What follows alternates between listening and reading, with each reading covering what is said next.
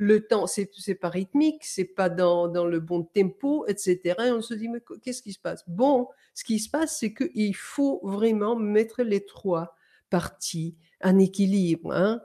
C'est de là que vient le jeu rythmique, le chant rythmique, la danse rythmique, le swing, on peut dire, hein. D'ailleurs, c'est aussi de là que vient la précision de geste, hein. Parce que ça c'est, je vous le dis un peu à l'avance, mais en fait, une moitié des problèmes de technique résident dans les problèmes rythmiques dans la tête. Bon, on va en parler un petit peu plus.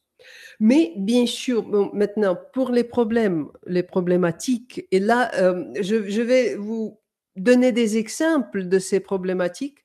Et si vous vous reconnaissez, ne soyez pas timide, mettez un petit plus dans le chat pour m'indiquer que vous reconnaissez ce genre de problématique. Parce que normalement, les gens disent oui, les profs disent bon, jouez un tempo très lent, s'il vous faut, mais faites-le régulier, hein, ou jouer avec métronome, ou compter tout le temps, hein. Vous connaissez bien sûr ces conseils, mais par contre, c'est beaucoup plus simple à dire qu'à faire, hein. Il y a des gens qui disent je m'attaque à une partition, merci, mais attendez, je vais le lire. Mais quel tempo devient-il si je passe 10 secondes pour déchiffrer un rythme? Ou par exemple, une autre personne dit: «J'essaie de compter, mais j'arrive pas à jouer rythmiquement, je ne vois pas le reste», hein. Les autres, j'essaie de comprendre les rythmes, mais j'accélère, je ralentis. Dès qu'on change entre les croches double croche ou les croches triolet, et cetera, hein, j'arrive à jouer avec le métronome plus ou moins, mais sans, c'est foutu. Je veux jouer la guitare et chanter en même temps, mais c'est trop pour mon cerveau, hein. Moitié de temps, je lutte avec la confusion, la frustration, donc c'est pas efficace. Bon, si vous vous reconnaissez dans ces problématiques, encore je vous invite de mettre un petit plus dans le chat parce que c'est les problématiques qu'on va toucher aujourd'hui. Heu On va les discuter, hein. Mais voilà, merci Marianne, Bénédicte, merci pour ce retour. Bon, de toute façon, pour commencer cet équilibre de 3 parties de la rythmique, il faut comprendre déjà, hein, il faut se mettre une petite notice mentale, on peut dire, hein. Ah ah, si j'ai un problème rythmique, c'est dans quelle partie de ma rythmique que ce problème se trouve. Est-ce que c'est le rythme en soi? Est-ce que c'est la pulsation? Est-ce que c'est le tempo? Etc. Hein. Voilà. Quand on divise, ça devient plus facile à gérer. Merci beaucoup à tout le monde euh, qui me donne le retour que vous reconnaissez dans ces problématiques. Mais bien sûr, c'est les problématiques assez typiques. Et même pas seulement pour les débutants, hein, attention. C'est pas les problématiques seulement de débutants. Ça peut être juste un morceau qui pose un peu de problème. Bon, maintenant, la première chose, on va parler de comprendre les rythmes parce que la compréhension des rythmes, c'est vraiment une chose primordiale si vous voulez faire pas seulement à l'oreille dans le trance de jeu, j'improvise, non. Si vous voulez communiquer avec les autres musiciens, si vous voulez jouer une musique écrite par quelqu'un d'autre ou bien par vous-même, mais c'est écrit, donc vous voulez suivre cette composition, bon, la première chose à comprendre, à mettre dans sa tête, le rythme ne se comprend que par rapport au temps de mesure. Vous voyez l'exemple, les trois croches qui sont liées, hein, liées par les amps, mais c'est deux figures rythmiques différentes, hein, parce que c'est 1, 2, 3, 4, tan, tan, tan. tan, tan, tan, tin, tan, tan, tan, tan, tan, tin, tan, tan, tan, tan, tan. Hein? Vous entendez? L'œil dit oui, mais c'est les mêmes notes. Non, c'est pas les mêmes notes. Non, parce que les silences comptent. Hein? Et la figure rythmique, elle prend 4 éléments. 3 notes plus en silence. Par rapport au temps de mesure, donc le trait en rouge, le trait plus long, c'est le temps de mesure. Si on bouge un petit peu à droite ou à gauche, ça change. La rythmique change. Bon. Deuxième chose à savoir, si vous ne le connaissez pas, si vous ne le connaissez pas, les 28 figures de base à connaître et reconnaître. Qu'est-ce que ça veut dire? Ça veut dire que dans la notion rythmique, on reconnaît 28 figures rythmiques de base, c'est tout. 28.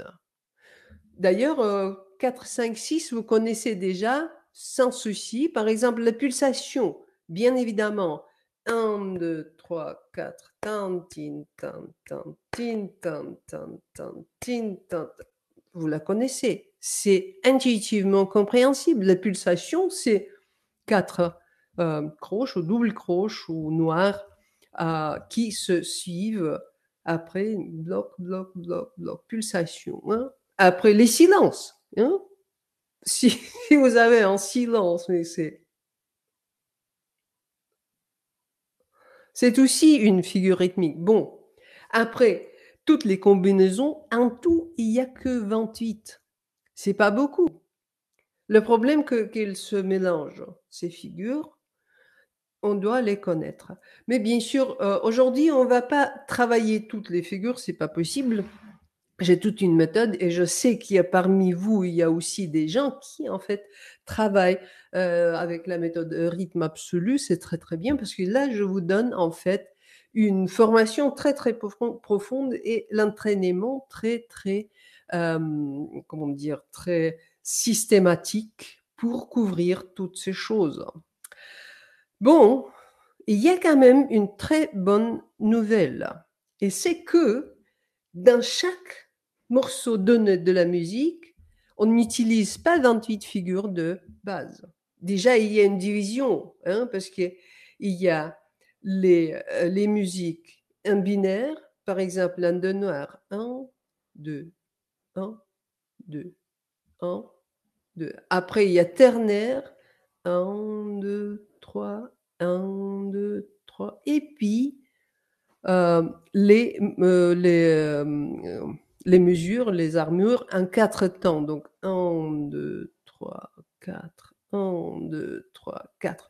Et que, quand vous êtes, par exemple, ici sur le slide, à l'armure, il y a 4 noirs. Donc, bien évidemment que les figures rythmiques vont on allait déjà dans le groupe des figures binaires. Tin, tin, tin, tin, tin, tin, hein. Deuxièmement, c'est que, la bonne nouvelle, c'est que il y a seulement quelques figures rythmiques dans un morceau. Mais vraiment, et quand je dis quelques figures, les figures constitutives, c'est normalement 3, 2, peut-être une. Hein.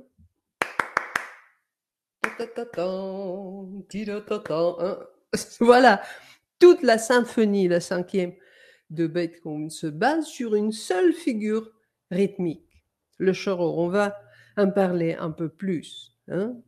Et c'est une très bonne nouvelle parce que si vous connaissez ces figures, hein, si vous travaillez cette figure précisément, ou 2 figures, ou 3 figures, vous pouvez, en fait, vous pouvez euh, espérer ou vous pouvez compter sur le fait que vous allez maîtriser ce morceau que vous êtes en train de travailler. Par exemple, ici, dans l'exemple, euh, il y a la figure qui s'appelle choro. Hmm. Je vous montre encore et déjà, Ludwig van Beethoven. Hein. Tu, tu, tu, tu. Ta, ta, ta, ta, ta, ta, ta, ta, ta. Ta, ta, ta, ta, ta, ta, ta, ta, ta, ta, ta, ta.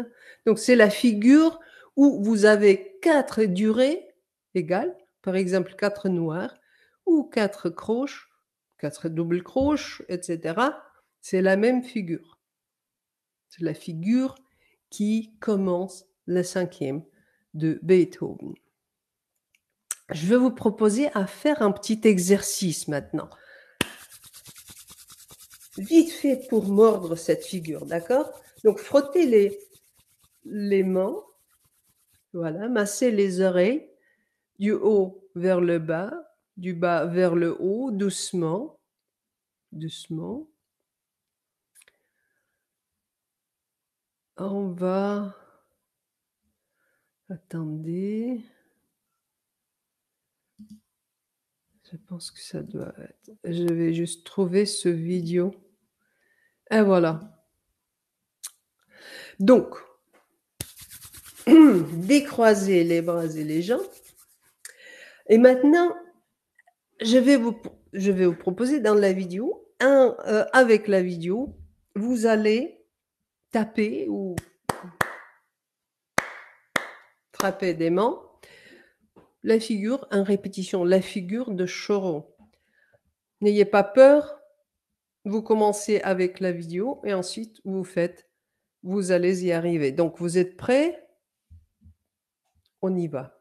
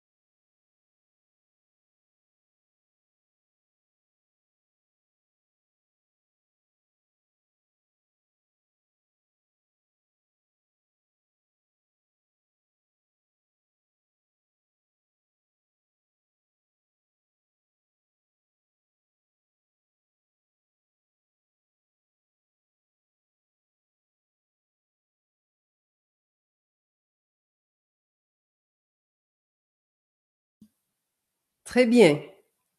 Est-ce que vous y arrivez? Mettez le chiffre 1 dans le chat si vous arrivez de frapper ce rythme, de garder ce rythme en suivant des yeux le minuteur. Mettez le chiffre 1 dans le chat, s'il vous plaît.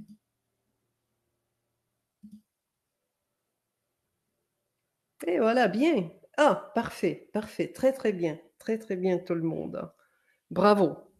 Maintenant, vous connaissez cette figure. Bien sûr que c'était un noir. Si c'était 2 fois plus vite, ça serait...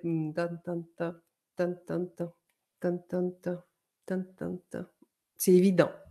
Bon. Maintenant, regardons une partition. C'est la symphonie, la fameuse cinquième. Et vous voyez cette figure, Choron, n'est-ce pas? En silence et puis 3 notes. Silence et puis 3 notes. Silence, 3 notes. En croche. Dites-moi combien de ces figures vous allez mettre, le chiffre, combien de fois vous trouvez cette figure, le Choron, dans la première ligne de piano, cette symphonie numéro 5. Combien? Allez-y, comptez et écrivez. 6, 5, 6, 6, 5, 5, 5, 5, 12. Oh. 5 plus 11. Bon, je vous donne la réponse. Voilà, il y en a 6, c'est vrai. Si vous écrivez 12, ça veut dire que vous comptez de manière formelle, mais il faut comprendre que les figures dans la main droite, donc la ligne en dessus et la ligne en dessous, c'est en fait la même figure, hein, parce que c'est la même, comment dire, la même unités rythmiques. Hein. Si vous avez écrit 5, peut-être vous avez manqué la dernière figure, la dernière mesure. Là, vous voyez que le Do et le Sol sont liés. Cela veut dire que sur le temps fort de cette mesure, il y a un silence. Cela veut dire que c'est un choron. Très très bien. Mais cette même figure, regardez, on trouve aussi chez Michel Berger. Hmm.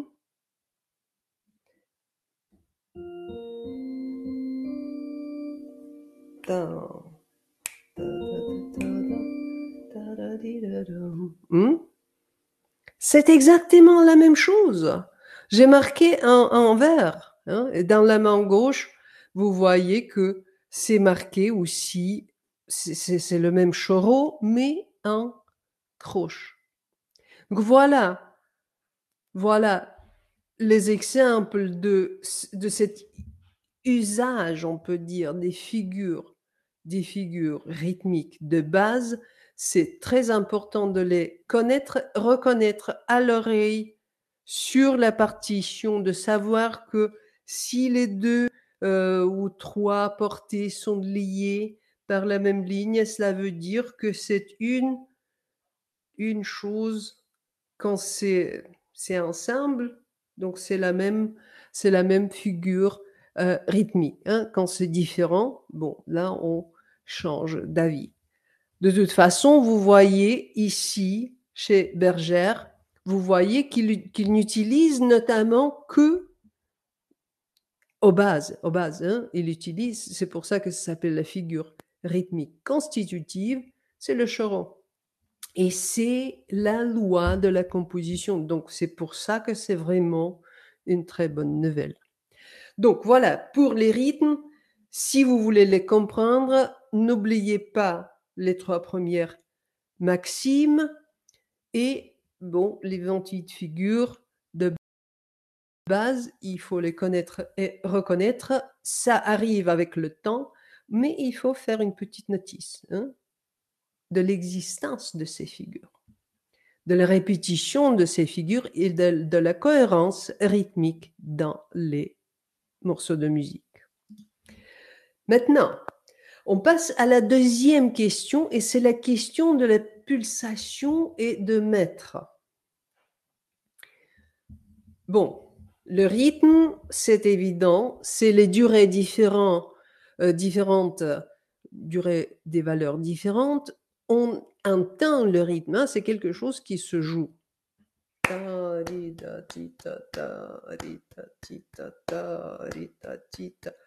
Il y a une noire, il y a 4 croches, donc les valeurs sont différentes. Mais après, il y a 2 autres rythmes qui sont incroyablement importants. Et c'est ça qu'on oublie, ou on n'aime pas, on n'en parlait pas. Mais c'est vraiment quelque chose qui crée le cadre rythmique, qui nous permet de créer le rythme. Parce que le rythme, je vous rappelle, le rythme n'existe que par rapport au cadre rythmique. Et ce cadre rythmique, c'est 2 notions, la pulsation et le mètre. La pulsation, on en a déjà parlé, c'est c'est quand il y a une régularité et c'est les durées les plus courtes. Après, il y a le mètre. C'est quelque chose qui va plus lentement. Hein. Le mètre, c'est souvent vraiment indiqué à l'armure. Hein. Ici, dans cet exemple, c'est 3 noirs. Donc, le mètre, c'est les 3 noirs. Pam, pim, pam, pam, pim, pam, mètre. La pulsation 1 et 2 et 3 et 1 et 2 et 3 et puis après le rythme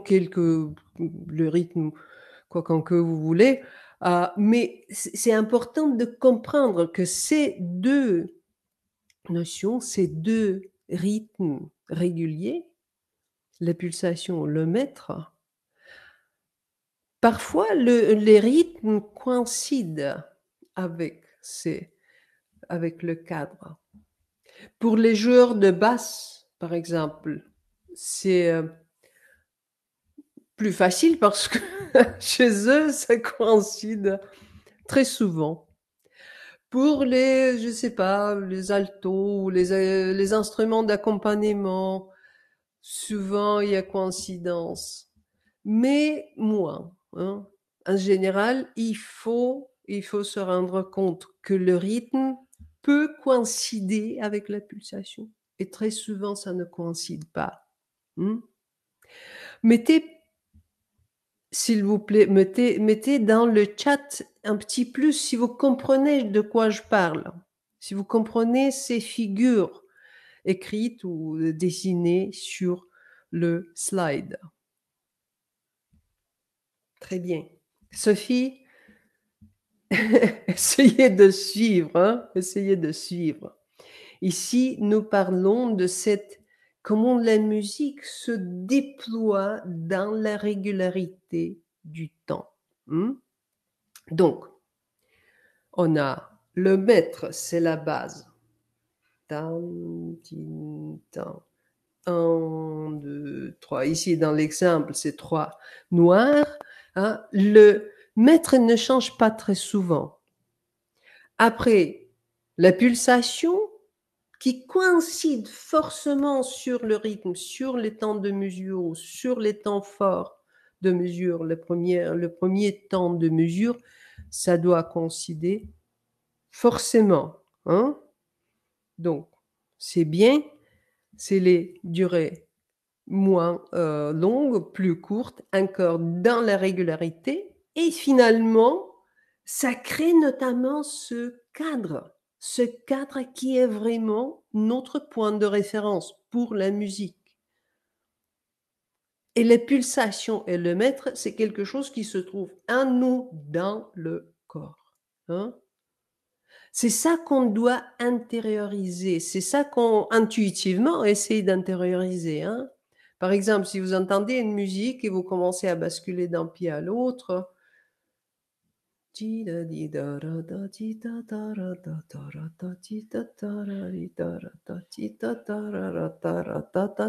ah, le corps sait faire, hein, comme dans le danse. On entend aussi, les danseurs d'ailleurs, pour vous, si vous faites des mouvements, des syncopes où vous bougez et c'est pas dans les rythmiques, vous devrez quand même vous appuyer sur le cadre rythmique, ce qui est le mètre et la pulsation, n'est-ce pas?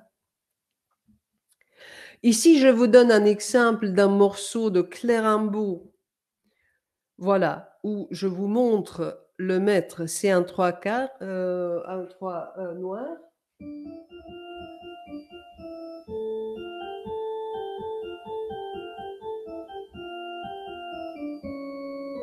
Hmm. Voilà, le mètre, c'est 1, 2, 3, 1, 2, 3, 1, 2,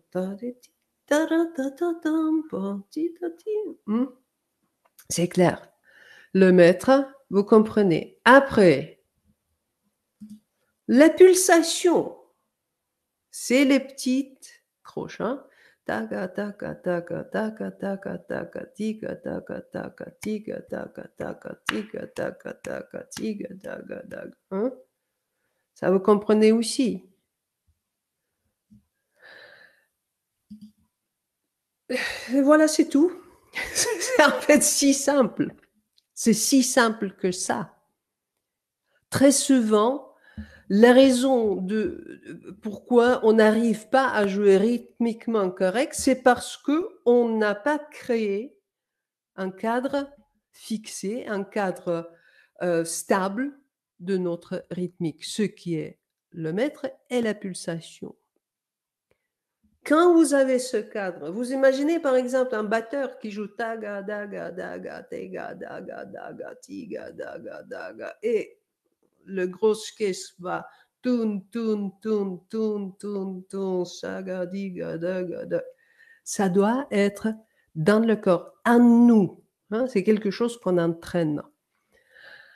Maintenant, Là, je veux vous donner cette fameuse pilule magique parce que parce que, heu, ça c'est un exemple, simple on peut dire, hein. Il y a un mètre, il y a une pulsation et il y a un rythme, donc 3 niveaux, hein, comme, c'est montré sur le schéma. En réalité, on peut avoir plusieurs pulsations qui se superimposent, 1, 2, 3 même. On peut même avoir plusieurs mètres, hein. On peut bien sûr dire: «Oui, mais, si on a plusieurs mètres, ça veut dire qu'on a un mètre et une pulsation de plus». Bon, ça, c'est la question de terminologie. Pourquoi est-ce que j'en parle? Parce que dans ce morceau-là, c'est un morceau, qui s'appelle, le duet, c'est, hem, le Nicolas Clérambault. C'est un morceau pour l'orgue que je suis en train de jouer et quand je le joue et quand je compte le mètre un, 2, 3, 1, 2, 3, j'arrive à le faire, j'imagine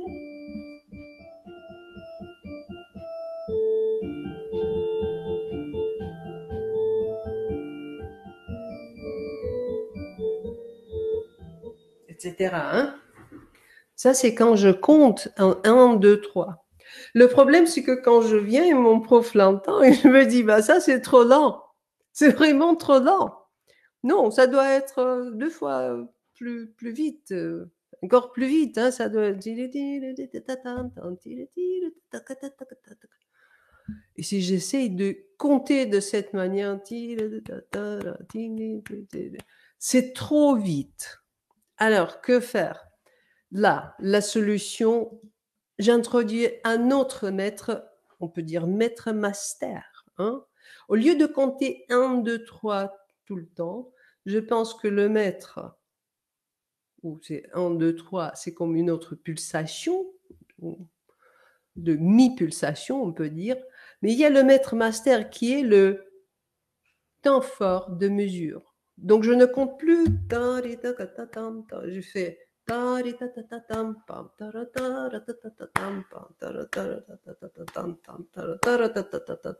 vous voyez? Ça, c'est un grand secret parce que quand je compte de cette manière, du coup, je peux jouer 2 ou 3 ou 5 fois plus vite. Ça, vous pouvez prendre ma parole, en fait, sur ce fait. Et est-ce que vous connaissez ce problème? Vous jouez un morceau, vous arrivez à le faire assez bien, vous arrivez à tout jouer, les notes, etc. Vous arrivez à le jouer rythmiquement correct, mais vous ne pouvez pas faire bouger le tempo. Dès que vous essayez de jouer plus vite, vous faites des fautes ou vous êtes en confusion ou du coup, vous n'arrivez pas à faire la rythmique, hein. Vous connaissez ce problème? Mettez le petit plus dans le chat. C'est un, un problème très connu, hein. Oui, je vois. Voilà. Et donc, voilà, vous connaissez maintenant la solution. Il faut introduire un autre maître. Mais encore, comment est-ce qu'on l'introduit? Bon, on peut compter, mais on compte pas. En effet, on compte pas un, 2, 3 ou un, 2, un. Non, en fait, on introduit un geste et ça dépend de votre instrument. Ici d'ailleurs, quelqu'un a écrit, Patrick Potier qui écrit: «Ça change la battue, chef d'orchestre». Oui, mais Patrick, attention, hein, quand je parle de maître master, quand je parle de maître, je ne parle pas de ce que vous battez, non, je ne parle pas de ce qu'on entend ou voit. C'est quelque chose qui existe en moi. C'est quelque chose c'est une régularité, c'est le maître que j'introduis dans mon corps. Et quand vous travaillez ça, hein, parce que je vous donne cette pilule magique, vous voulez faire bouger le tempo, je vois qu'il y a beaucoup de monde qui connaît cette problématique. Essayez cette solution. vous comptez, vous divisez, et au lieu de compter, par exemple, comme ici, 1, 2, 3, je compte 3 fois plus rarement. Ça me permet d'introduire un tempo. Pour moi, c'est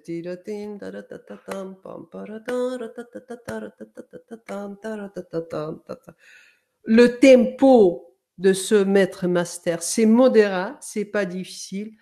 La drôle chose, c'est que quand je le fais de cette manière, quand j'introduis le maître master, du coup, la tête arrive à suivre. Et quand la tête arrive à suivre, c'est le corps qui arrive à suivre. Essayez-le. Mais attention, il y a une astuce. Avant que vous essayiez de jouer, parce que il faut déjà introduire ce maître master. Il faut l'intérioriser. Et comment est-ce qu'on peut faire? Si vous pouvez jouer à sec, ça veut dire imaginez que je vous joue en regardant votre partition. Hein, et vous faites, par exemple, vous basculez d'un pied à l'autre, d'un fessier à l'autre si vous êtes assis. Ou bien vous faites un bascule au niveau de la taille. Hein, ou bien vous faites un petit bascule par la tête. On ajoute ce geste corporel pour mettre le corps dans la prise de conscience. Voilà, voilà, ça c'est le maître master qu'on a. Ça aide. Donc, si vous arrivez à faire dans la tête, dans ce maître, ne prenez pas tout le morceau, ça peut être un peu difficile. Vous êtes habitué de faire autrement. Donc, à un moment donné, vous allez changer peut-être à votre maître et pulsation habituelle, mais c'est quelque chose de nouveau. Donc, vous prenez la première, un épisode par exemple, hein, et vous faites. Et puis vous jouez.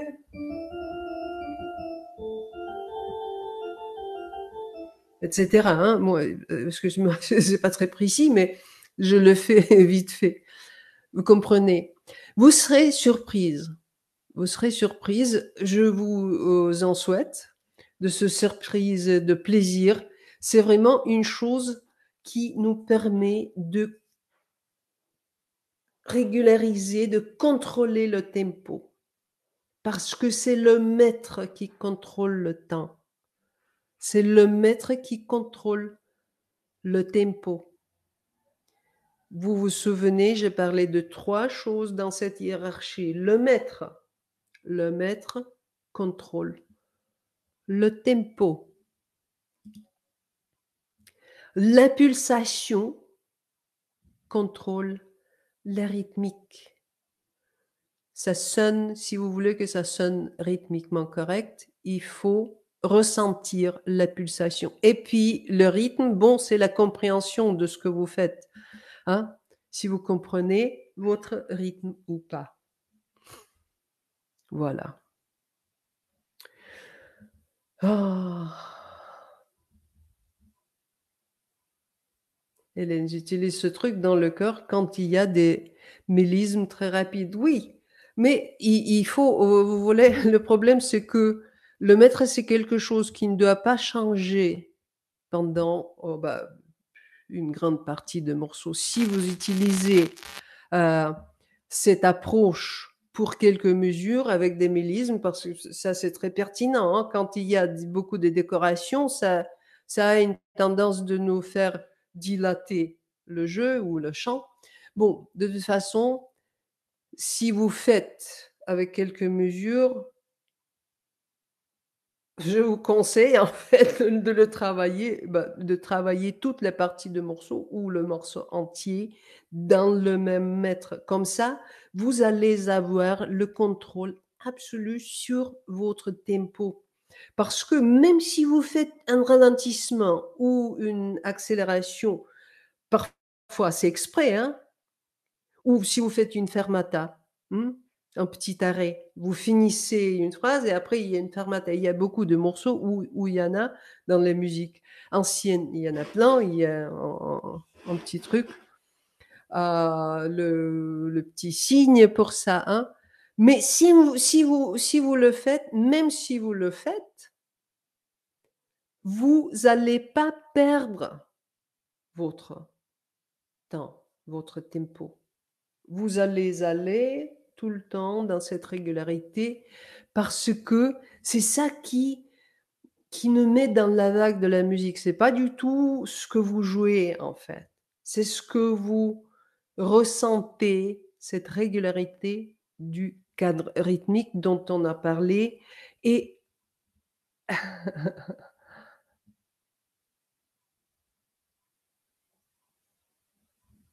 une très bonne question là, par rapport à ce sujet. Si au contraire, je veux ralentir, dois-je aussi utiliser le tempo master? Oui, vous pouvez. Vous pouvez parce que vous êtes, quand vous connaissez ce secret, vous le connaissez maintenant, bon, quand vous le connaissez, vous êtes le maître de votre tempo. Si vous voulez ralentir, par exemple, vous avez un morceau et vous voulez le jouer dans un tempo lent. En effet, rythmiquement, de jouer dans un tempo lent, ça peut être encore plus difficile que dans les temps rapides. Parce que dans les temps rapides, on divise le maître master, c'est tout. Mais si on veut ralentir, notamment, on doit compter, on doit faire le maître master 2 fois plus rapidement, hein. Par exemple, c'est ici. Attendez. Beethoven sur un orgue, ça va pas.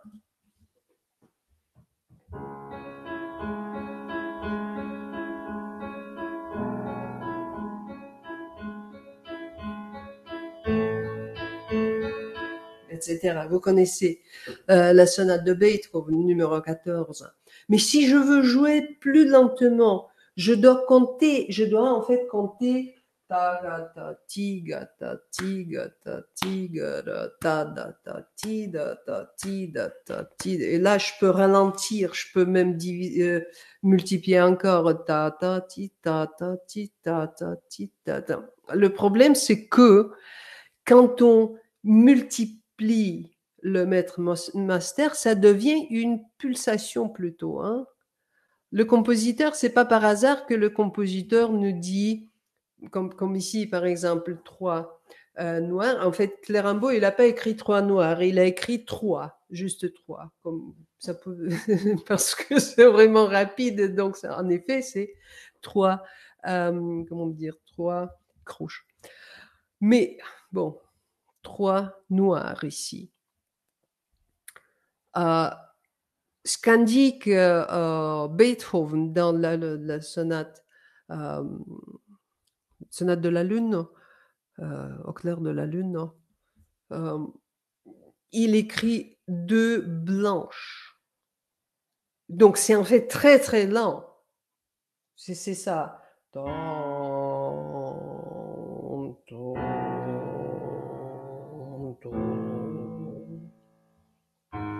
C'est en fait les blanches qu'il faut compter. Et ça, c'est trop lent. Oui, j'ai besoin de multiplier, de compter autrement. Bon, je dois introduire un autre niveau de pulsation dans mon compte. Donc, quand vous multipliez le maître master, ça veut dire que vous ajoutez un autre niveau de pulsation. Je vous rappelle encore une fois, les pulsations ou les pulsations, on peut en avoir plusieurs niveaux, hein, plusieurs couches des pulsations. Il y a énormément d'expérimentation dans la musique contemporaine et je ne parle pas de la classique contemporaine, en fait je parle de toute la musique. Maintenant, c'est vraiment le temps d'expérimentation avec les couches rythmiques qui se superimposent. Donc, c'est très important de comprendre que le maître, on peut avoir un maître master, la pulsation, plusieurs niveaux, et bien sûr plusieurs niveaux des rythmes, hein, plusieurs couches, plusieurs instruments, par exemple, qui jouent les rythmes. Voilà.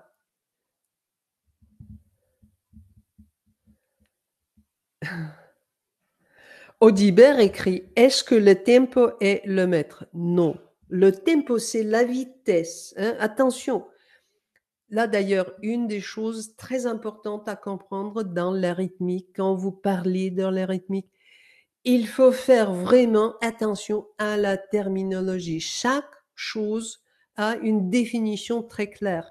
Si on commence à les confondre, on est foutu, hein. Donc, le tempo, c'est la vitesse de comment la musique se déroule. Le mètre, c'est la division, c'est la rythmique régulière, c'est le rythme régulier dans les durées les plus longues. C'est ce qu'on compte normalement, hein. Voilà. Bien, je pense qu'on a bien travaillé ce parti. Pascal, j'arrive à battre pulsation avec le pied, mais pas avec la main. Bon, Pascal, c'est peu importe si vous le frappez des mains ou tapez de pied ou vous le faites par la tête, c'est vraiment peu importe. D'ailleurs, tous ces mouvements, le frappe, le tape des pieds, dans certains styles de musique, c'est accepté, hein. Par exemple, les musiciens du rock, c'était on y va, on bouge, on tape les pieds, ça fait partie de la culture. Mais normalement, les musiciens ne font pas ça. Quand vous le faites, c'est lorsque vous pratiquez, lorsque vous vous entraînez. Mais ça, c'est une bonne nouvelle encore. Quand vous le faites physiquement avec le geste, vous tapez le pied, vous basculez d'un côté à l'autre, vous frappez des mains. Après, le corps comprend. C'est comme ça que le corps comprend. Le corps comprend les mouvements et les gestes, hein. Voilà. Donc, vous inquiétez pas, c'est vraiment peu importe si vous le faites par le pied ou le main. Alors, maintenant, on arrive à cette troisième partie de notre webinaire et voilà, les défis rythmiques, hein. Je vous ai dit que je vais vous donner quelques solutions. Là, d'ailleurs, c'est une chose que j'aimerais bien que vous essayiez de formuler et d'écrire dans le chat en général. C'est vos propres défis, hein. C'est pour vous encore plus que pour moi ou les autres, hein. Formulez votre problématique. Je veux qu'il y ait certaines personnes qui ont fait déjà, mais essayez de le faire. Alors, les défis rythmiques.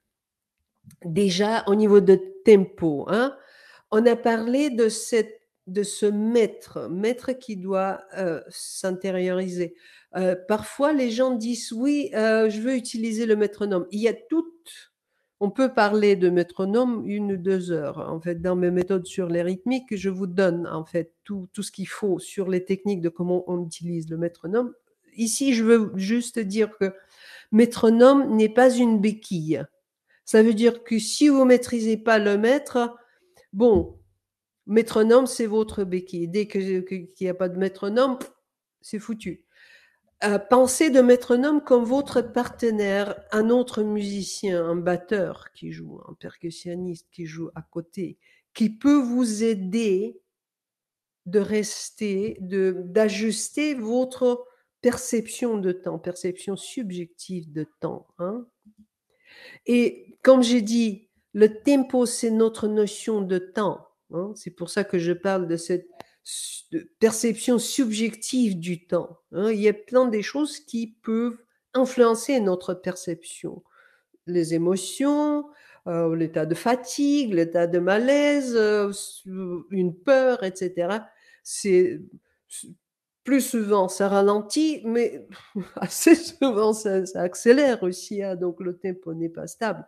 Comme musicien, ça fait partie de travail sur les rythmiques. On travaille la régularité. Cela veut dire que même si j'ai peur, même si je suis stressée, je suis en mesure de rester dans le temps subjectif régulier, dans le bon tempo.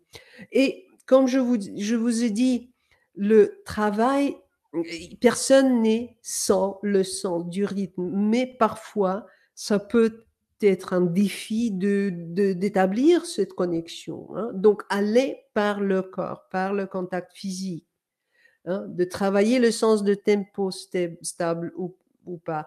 C'est à s'observer, c'est à danser, c'est à basculer d'un pied à l'autre et encore observer, hein. C'est de travailler avec un métronome silencieux qu'on vous avait fait avec le choron, hein. C'était exprès que le son ait disparu à un moment venu. Vous devrez euh, vous entrer dans le maître de ce minuteur que je vous ai proposé par l'œil.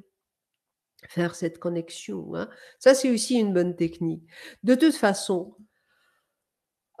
pour travailler cette régularité, aller par le corps. De plus, vous pouvez aussi, et vous devrez, analyser les accélérations, les ralentissements.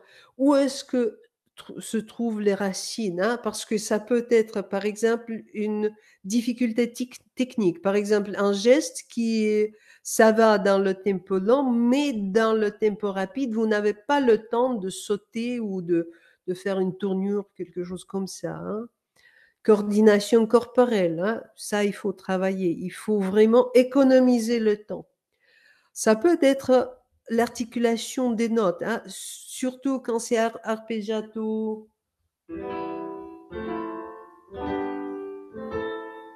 Ce genre de choses. Pour les chanteurs, d'ailleurs, ça peut être des consonnes, hein. Le temps fort de mesure doit normalement tomber sur une voyelle. Mais quand vous chantez, par exemple, en allemand, vous pouvez en avoir 3 voire 4 consonnes. Et ça peut vous faire arriver trop tardivement sur le temps de mesure, ce qui rend la musique pas rythmique, hein. Ça peut être le problème pour les accélérations ou les ralentissements, ça peut être l'expression exagérée, hein. Quand je suis trop dans l'émotion et je ta ti ta ta ti ta ta, et là c'est vraiment c'est vraiment le ralentissement qui n'est pas justifié. Après les phrasés, il faut les examiner. Est-ce que j'ai le temps pour respirer? Et bien sûr, pour les instruments à souffle, pour le chant, c'est toute une évidence. Mais c'est exactement pareil pour tous les autres instruments. Parce que si vous voulez que ça sonne musicalement convaincant, bon, il faut pouvoir chanter avec. Ça veut dire respirer, souffler, respirer, euh, inspirer, expirer. L'inspire, inspire. L'inspire, inspire. L'inspire, expire, pardon. Voilà. Bon. Et après, les défis rythmiques, la raison principale de la rythmique fautive. C'est bien simple, c'est la pulsation qui ne correspond pas, qui ne coïncide pas avec les temps forts du maître. La stabilité de votre cadre rythmique, hein. C'est très important.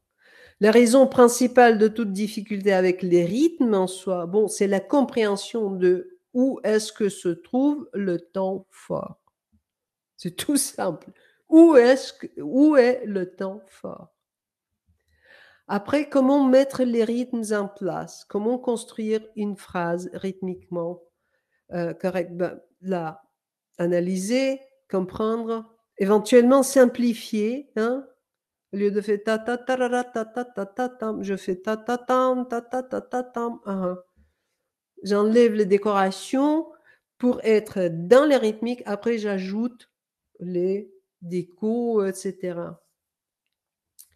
Donc, la structure principale en place, les figures de base en place. Après, on ajoute les détails. Comment jouer ou chanter sans accélérer ni ralentir? Bon, on en a parlé. C'est de maîtriser le maître, de l'introduire, de se rendre compte du maître. Et après, comment intérioriser le sens du tempo? Bon, aller par le corps. Aller par le corps. Encore, je vous rappelle que le sens rythmique, tout ce qui est rythmique, ça se trouve dans le cadre de régularité. Cette régularité, c'est pas quelque chose que vous jouez, c'est quelque chose que vous ressentez. Et à partir de ce ressenti, vous vous appuyez sur ce ressenti, vous vous appuyez sur ce basculement, sur cette marche. Par exemple, quand vous marchez, hein, vous faites dans la régularité. Hmm. Donc, allez par le corps. Voilà, ça c'est des conseils courts pour ces choses, je vous ai dit. On peut bien sûr parler bien en détail. Il y a des techniques spécifiques qu'on peut utiliser, mais je vous ai donné déjà une bonne direction de comment faire. Alors aujourd'hui, on a parlé de cette compréhension des rythmes. On a parlé du cadre rythmique, donc la pulsation et le mètre. Je vous ai donné la pilule. Après, les défis de la rythmique, les fautes à éviter. Et vous voyez, les défis, ces défis rythmiques, la rythmique fautive, les difficultés avec les rythmes, comment construire une phrase correcte au niveau de la rythmique, comment jouer, chanter dans le bon tempo qui n'accélère ni ralentit de manière involontaire, comment apprivoiser, en fait, intérioriser le sens du temps, etc. Tout c'est, en effet, pour chaque problématique que je vous donne, dont je parle aujourd'hui, en fait, il y a une recette euh, comment résoudre ce problème. J'ai pas le temps pendant le webinaire de vous donner toutes les choses. Euh, mais il y a des solutions. J'ai parlé de ça, que la rythmique, on doit la travailler. On doit travailler les figures rythmiques. Euh, ça vaut la peine d'aller au fond avec la rythmique. Et je sais qu'il y a plusieurs personnes parmi vous qui travaillent avec la méthode rythme absolu. Mais en effet, qu'est-ce qu'on fait quand on a besoin de faire rapidement, plus vite, hein? Bon, là, j'ai ramassé une nouvelle méthode là-dessus que j'ai appelée rythme, tempo, pulsation, kit de dépannage. C'est vraiment un truc avec des pilules magiques. Vous avez vous avez en fait une promotion très spéciale qui ne dure d'ailleurs pas très longtemps parce que ça va durer jusqu'à 18 h le temps de Paris, mais moins 50%, hein, moitié prix avec le code. Bon, c'est une méthode où je vous donne 12 leçons sur les problématiques répandues, hein. Même si vous avez la méthode rythme absolu, si vous travaillez la formation rythme absolu, cette méthode ne, ça vaut la peine de regarder ce qu'il y a, hein, parce que là, je vous donne des solutions très concrètes, des recettes, hein. Ça peut vous aider vite fait avec votre morceau, avec votre pièce. Encore, je dis, la rythmique, c'est une chose qui doit se travailler. La rythmique, c'est quelque chose qui doit se travailler. Et là, la compréhension intellectuelle qui est nécessaire, hein, parce qu'il y a une certaine mathématique, on peut dire, dans la partition, dans la construction de la musique, mais c'est juste une représentation qui est intellectuelle. La rythmique, c'est dans le corps. C'est très important de le travailler pour tout le monde. C'est vraiment peu importe si vous en avez confiance ou pas en vous-même. C'est vraiment peu importe. Juste faites les exercices, vous allez avoir les résultats, hein. Les techniques là que je propose dans le kit de dépannage, c'est vraiment des recettes simples. C'est pas forcément que vous pouvez résoudre, trouver la solution pour votre morceau juste en 5 minutes et apprivoiser votre problématique, mais vous saurez tout exactement que faire et comment faire pour y arriver. Donc, voilà. Il y a un petit peu de temps pour les questions. Je vois qu'il y a plein de commentaires et je m'excuse à l'avance si je réponds pas à tous les commentaires et à toutes les questions qui arrivent. On a vraiment beaucoup du monde ici. Donc, je vais juste regarder de ce que vous avez écrit. N'hésitez pas d'ouvrir cette. Merci Lucas pour le lien, hein, Kit Rythme. Ouvrez cette fenêtre maintenant. Vous aurez quelques minutes, une demi-heure après le webinaire pour lire ces informations. Euh, Ce n'est pas la méthode, c'est pas du tout pareil avec le rythme absolu, hein. Dans le rythme absolu, vous avez une méthode fondamentale pour travailler la rythmique, hein. C'est quelque chose que vous faites endurer, vous faites, après vous faites une pause et vous continuez à faire et petit à petit vous revenez, etc. C'est une chose. Le kit de dépannage, c'est vraiment les recettes pour résoudre des problématiques très concrètes, comme par exemple la problématique qu'on a. Je vous ai expliqué comment faire accélérer le temps, le tempo, 2 fois, 3 fois, 5 fois si nécessaire, hein. Voilà, c'est ce genre de technique. Alors, qu'est-ce que...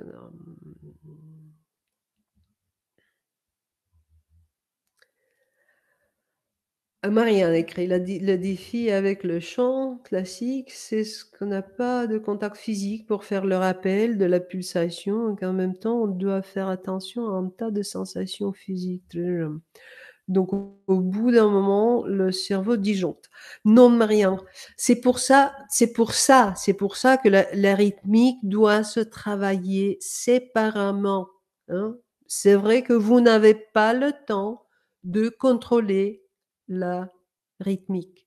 La rythmique doit être dans votre corps, hein. Comme, comme on dit, les Afro-Américains, ils ont le jazz dans les os, hein, dans les os, dans sa chair. Donc, on doit l'introduire là pour ne n'y pas penser, hein. Donc, tout ce travail sur les rythmiques, ça se fait avant. Après, non. Lily, j'arrive absolument pas à travailler avec un métronome. Serait-il plus facile d'utiliser une boîte à rythme? Bon, Lily, si vous n'arrivez pas du tout à travailler avec le métronome, cela veut dire que peut-être vous l'utilisez pas correctement, hein. Non. Euh, Ça veut dire que vous l'utilisez, mais vous progressez pas, hein.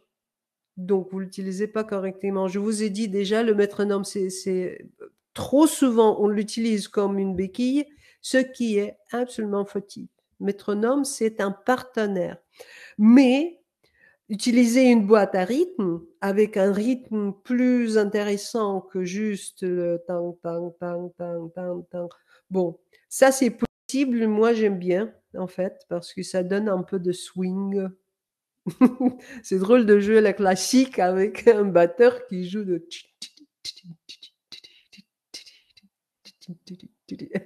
C'est drôle avec le swing. PGR écrit lorsqu'on est percussionniste dans un quintet de jazz, on a bien entendu intérêt à bien connaître toutes les subtilités, surtout si le tempo est différent. Et encore, si on passe d'un 4 temps classique à un 3 temps ou un 5 temps, avec les modifications de tempo, par exemple de 5/15 à 220 battements par minute. Oui, mais PGR, excusez-moi, mais vous écrivez pas. Quelle est votre question alors? Je l'ai étudié. D'accord.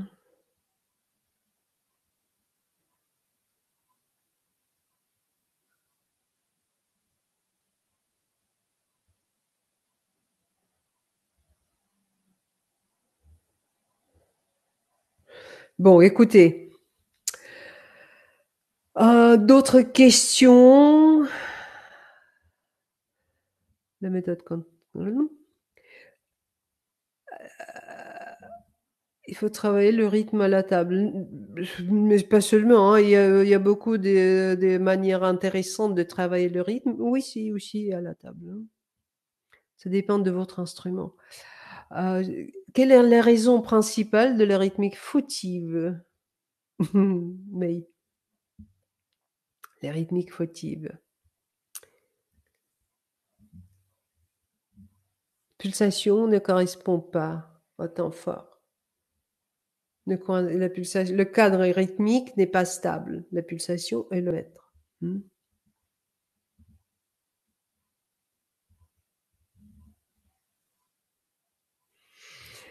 Pourriez-vous nous parler de la mesure C barré ou bon, c'est ça, C barré, c'est de blanche, hein, comme par exemple la sonate de la lune de Beethoven, hein, la sonate numéro 14. C'est en fait deux blanches.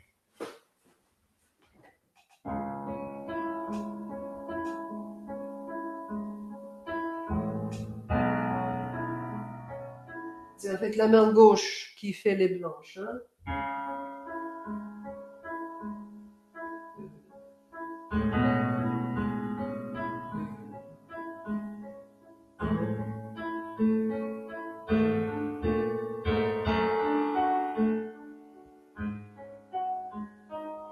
Etc.